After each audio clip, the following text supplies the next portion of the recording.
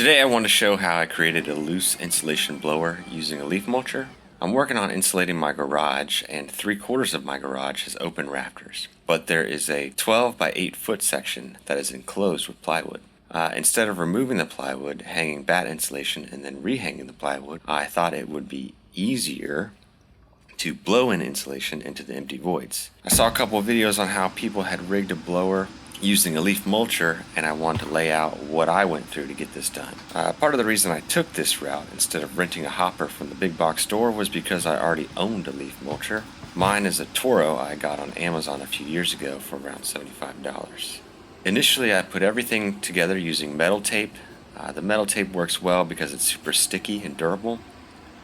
I tested everything outside with a bit of loose insulation to find any leaks. This project is super messy, and the trick to keeping it contained is to make sure that there is nowhere the insulation can escape from. So I taped all around the top of the barrel. I bought what I thought was the correct attachment to convert the oval shape coming from the mulcher to the round hose, and I bought a 3-inch rubber boot to connect the blower to the first section of hose. Neither of these pieces fit how I thought they would, and I had to cut the boot to make it fit, and I had to cut a section out of the attachment with a multi-tool to make it work. I also purchased a 20-foot section of clear hosing, and I already owned about 12 feet of 3-inch shop vac hosing. Initially I was going to use the clear hosing to go up into the voids of the roof, but the clear hosing was too soft and it would bend and collapse easily. I ended up using the vacuum hose because it was more rigid, and the clear hose on the other end so I could see the material flow through it. You have to make sure that the void and the opening around the hose is completely sealed so no insulation blows back out while you're blowing. You also have to make sure all the gaps are sealed or insulation will spray everywhere.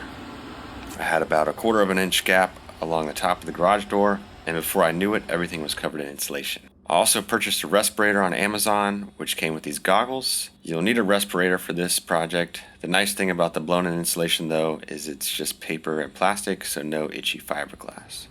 I used 2 27-gallon tubs from Costco to mix the insulation. About a half a bag fit in each one.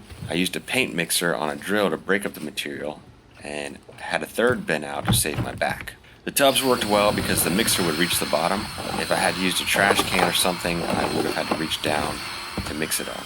Also, I could throw a lid on it at the end of the day if there was leftover insulation. Once I got the hang of the whole process, this actually ended up being the hardest part. If I had more empty containers, I would have mixed more bags of insulation instead of having to stop and refill them. The more big clumps you get out, the less the barrel of the mulcher gets clogged. Anytime I had a clog, it was always down at the barrel of the mulcher.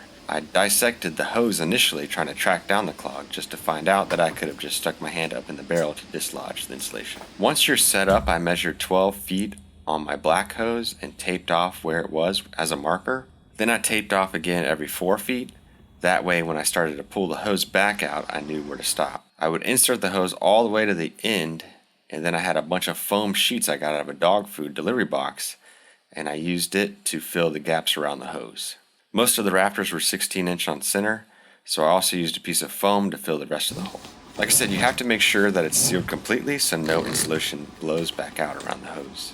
The mulcher I have has variable speed. When the void was completely empty, it would suck up most of the bucket pretty quickly.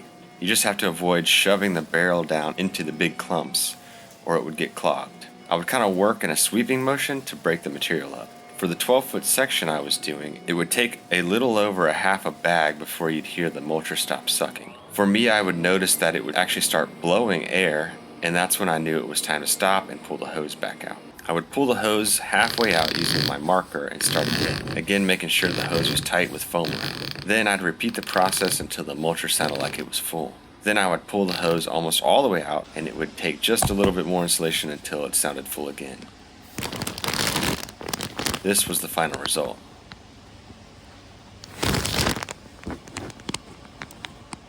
Things I learned and a few things I would do differently. This process is incredibly messy. Luckily the insulation cleans up pretty easily with the shop vac. Just make sure your vacuum has a filter on it.